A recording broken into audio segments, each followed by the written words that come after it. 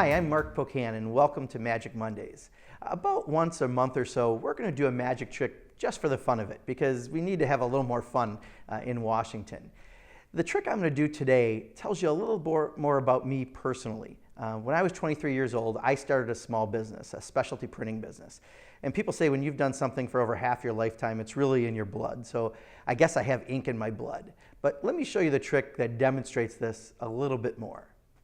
So what I want to show you is a card using some blank playing cards. This is the way they originally come from the factory before they're printed. They're blank on one side and blank on the other side. And what we do is we're going to take these cards and I'm just going to put them down on the table. And we're going to use these in just a second. And if you notice, I also have a deck of playing cards that are printed we're going to use in just a second. But let me just lay all these down. And what we'll do, I got one extra I'll just put aside. We're just going to grab this deck of playing cards and I'm just going to riffle through here and just stop. I stopped next to a 9 of clubs. Let's see what the card is. It turns out it's a 10 of spades. We're going to use that in a second. Just want to show you the rest of the cards. It could have been any card.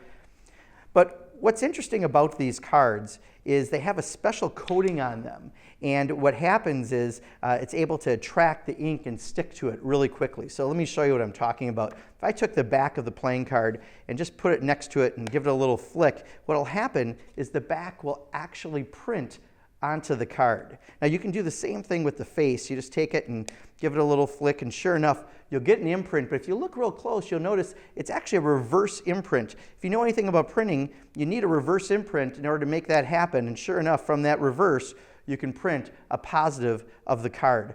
I was doing this one time and I took a card and I got talking a little bit and I forgot that I was already printing something and I took another card up next to it. And sure enough, when you do that, what you wind up with is a double imprint of the cards.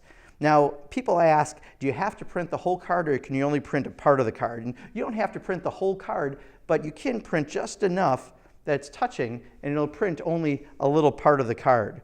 Another thing people ask me is, when you print these, does the ink dry instantly? And I always say, you know, it doesn't necessarily dry instantly because if you catch it, you could smear the ink a little bit. But it just takes a second and then it's there permanently.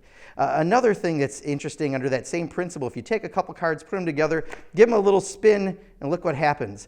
All the pips wind up spinning in different directions. And of course, another thing you can do is you take it, and as you're printing it, and before that ink dries, just shake those pips down a little bit, and look at that. They all wind up on one side of the card.